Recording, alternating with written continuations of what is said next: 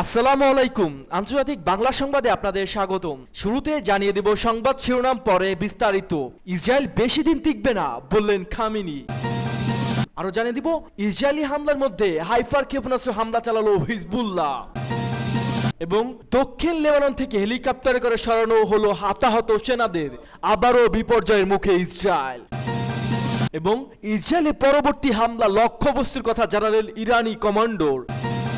এবং বাসভবনে ক্ষেপণাস্ত্র হামলা, কি করলেন নেতানিয়াহু। এবং সবশেষ জানিয়ে দিব বাইডেনের সঙ্গে যোগাযোগের জন্য প্রস্তুত পুতিন, জানালেন ক্রেমলিন। এতক্ষণ দেখছিলেন সংবাদ শিরোনাম, এবার বিস্তারিত। তার আগে আপনি আমাদের ভিডিওটি কোন জেলা থেকে দেখছেন অবশ্যই কমেন্ট করে জানিয়ে দিবেন এবং আমাদের সাথে থাকার জন্য চ্যানেলটি সাবস্ক্রাইব করে দিবেন। ইসরায়েল বেশি দিন টিকবে না বললেন খামেনি। ইরানের সর্বোচ্চ নেতা আয়াতুল্লাহ আলী খামেনিও বলছেন ইসরায়েল বেশি দিন টিকবে না। শুক্রবার ইরানের রাজধানী তেহরানে ইমাম খামেনি গ্র্যান্ড মোসাল্লা মসজিদে জুম্মার খুতবায় কথা বলেন খামেনি।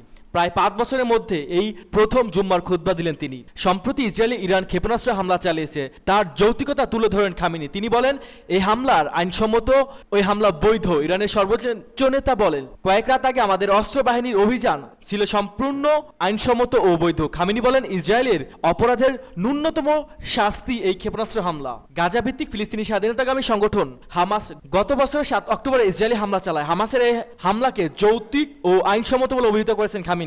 ইরানের সর্বোচ্চ নেতা হিজবুল্লাহ ও হামাসের গুরুতর ক্ষতি ইসরায়েল করতে পারবে না। লেবাননের শিয়াপন্থী রাজনৈতিক দল ও সশস্ত্র সংগঠন হিজবুল্লাহ লড়াই পুরো অঞ্চলের জন্য গুরুত্বপূর্ণ সেবা বলে মন্তব্য করেন খামেনি। তিনি বলেন প্রতিরোধ সংগঠনগুলো নেতাদের ইসরায়েলের হত্যা করলেও ইরানের এই মিত্ররা পিছু হাঁটবে না। ইরানের সর্বোচ্চ নেতা বলেন এই শাহাদাতের জেরে এই অঞ্চলে প্রতিরোধ পিছু হাঁটবে না এবং জয়ী হবে আমাদের এক শত্রু।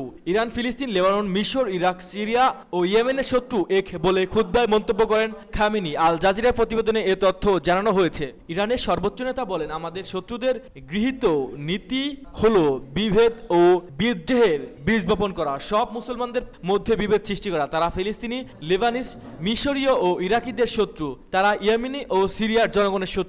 আঞ্চলিক যুদ্ধে যে সংখ্যা তাকে বাস্তব বলে মনে করছেন খামেনি। তিনি মুসলিমদের ঐক্যবদ্ধ হওয়ার আহ্বান জানিয়েছেন। তিনি বলেন মুসলিম দেশগুলোকে তাদের সর্বজনীন শত্রুর বিরুদ্ধে প্রতিরক্ষা প্রস্তুত করতে হবে। খামেনি সর্বশেষ 2020 সালের জানুয়ারি মাসে জুম্মার নামাজের ইমামতি করেছিলেন। ইরানের রেভলিউশনারি গার্ডের কমান্ডার কাশেম সোলাইমানি 2020 সালের 3 জানুয়ারি ইরাকের বাগদাদে মার্কিন বিমান হামলা নিহত হন। বদলা হিসেবে ইরাকে মার্কিন ঘাঁটিতে ক্ষেপণাস্ত্র হামলা চালিয়েছিল ইরান। এ ঘটনার পর খামেনি জুম্মার নামাজের ইমামতি করেছিলেন। ইসরায়েলি হামলার মধ্যেই হাইফার ক্ষেপণাস্ত্র হামলা চালালো হিজবুল্লাহ। লেবাননে ইসলামী প্রতিরোধ আন্দোলন হিজবুল্লাহ যোদ্ধারা ইহুদিবাদী ইসরায়েলের উত্তরাঞ্চলে হাইফা নগরীতে ঝাঁকে ঝাঁকে ক্ষেপণাস্ত্র নিক্ষেপ করেছে।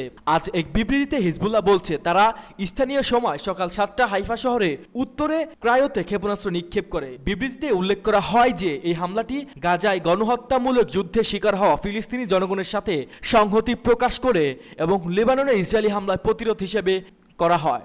হিজবুল্লাহ ক্ষেপণাস্ত্র হামলার সময় ইসরায়েলি মিডিয়া তথ্য মতে হাইফা, সিরাজিয়া, পশ্চিম গ্যালিলি, লোয়ার গ্যালিলি, একর এবং নাহারিয়াতে সাইরেন বাজানো হয়। প্রতিরোধ যোদ্ধারা দক্ষিণ কিরিয়াত সামেনাতে মোতায়েন করা মর্টারের উপর ক্ষেপণাস্ত্র হামলা চালায়। এছাড়া মালকিয়া পোস্টের আশপাশে একটি মার্কাভার ট্যাঙ্কে ক্ষেপণাস্ত্র নিক্ষেপ করে এতে ট্যাঙ্কের সদস্যরা নিহত বা আহত হয়েছে।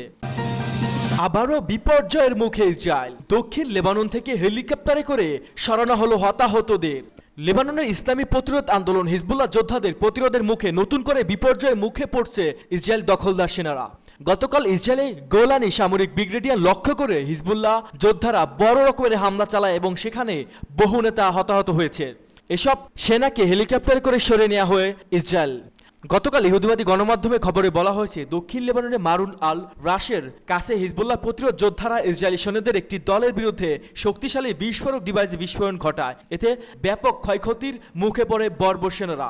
এরপর হতাহত সেনাদের উদ্ধারে হেলিকপ্টারগুলোকে ওই এলাকায় পাঠানো হয়। লেবাননের একটি নিরাপত্তা সূত্র জানিয়েছে দক্ষিণ লেবাননে মোতায়েনে গোলানি ব্রিগেডিয়ার কমান্ডারদের বিরুদ্ধে 3য় দফায় বিস্ফোরক ডিভাইসের বিস্ফোরণ ঘটানো হয়। সূত্রে জানায় গোলানি ইউনিটকে ঘিরে উল্লেখ্য এই ঘটনাটি স্থানীয় সময় দুপুরের দিকে ঘটে। হিজবুল্লাহর এক বিবৃতিতে বলেছে দক্ষিণ লেবানন দখলদার সেনারা আক্রমণ শুরু করার পর থেকে এ পর্যন্ত 17 ইসরায়েলি সেনা নিহত হয়েছেন, এর মধ্যে কয়েকজন অফিসার রয়েছে। গতকাল ভোর থেকে লেবাননের প্রতিরোধ যোদ্ধারা দক্ষিণ লেবাননে একাধিক ফ্রন্টে অগ্রসর হওয়ার জন্য ইসরায়েলি এলিট বাহিনীর প্রচেষ্টাকে প্রতিহত করছে। এ সময় ইসরায়েলি সেনাদের সামরিক সরঞ্জাম এবং কর্মীদের ব্যাপক ক্ষয়ক্ষতি হয়েছে। দক্ষিণ লেবাননের যেখানে শত্রু সেনারা জড়ো হচ্ছে সেখানে হামলা চালাচ্ছে হিজবুল্লাহ যোদ্ধারা। এছাড়া যেসব ইসরায়েলি সেনা সীমানা লাইন অতিক্রম করার চেষ্টা করছে তাদেরকে কামানের গোলা ও রকেট দিয়ে প্রতিহত করা হচ্ছে। হিজবুল্লাহর গুণগত হিসেবে হামলা এখন পর্যন্ত লেবাননের ভূখণ্ডের দিকে ইসরায়েলি সেনাদের অগ্রযাত্রাকে ঠেকিয়ে রেখেছে। ইসরায়েলের পরবর্তী হামলার লক্ষ্যবস্তুর কথা জানালেন ইরানি কমান্ডর। ইসরায়েল যদি ইরানের প্রতিশোধমূলক হামলা চালায় তাহলে ইসরায়েলের এনার্জি কেন্দ্রগুলোকে লক্ষ্যবস্তু করবে ইরান। শুক্রবার এক বার্তায় এমনটাই জানালেন ইরানের এক কমান্ডর। ইসলামী বিপ্লবী গার্ডস আইআরজিসির উপকমান্ডর ব্রিগেডিয়ার জেনারেল আলী ফাদাবি বলেন, ইরান যদি হামলা শিকার হয় তাহলে তারা ইসরায়েলের শক্তি এবং গ্যাস কেন্দ্রগুলোকে লক্ষ্যবস্তু করবে। শুক্রবার ইরানের আধা সরকারি সংস্থা এনএনএন এর প্রকাশিত তথ্য অনুযায়ী ফাদাবি বলছে, দখলদাররা যদি এমন ভুল করে তাহলে আমরা তাদের সমস্ত শক্তির উৎস স্থাপনা এবং সমস্ত রিফাইনারি ও গ্যাস ক্ষেত্রগুলোকে লক্ষ্যবস্তু করব। তার এই বক্তব্য ইরানের পক্ষ থেকে একটি সতর্কবার্তা হিসাবে বিবেচিত হচ্ছে, যা ইসরায়েলি হামলার ক্ষেত্রে তীব্র প্রতিক্রিয়া জানানো হবে বলেও নির্দেশ করেন। সূত্র মেহের নিউজ এজেন্সি। বাসভবনে ক্ষেপণাস্ত্র হামলা, কি করলেন নেতানিয়াহু?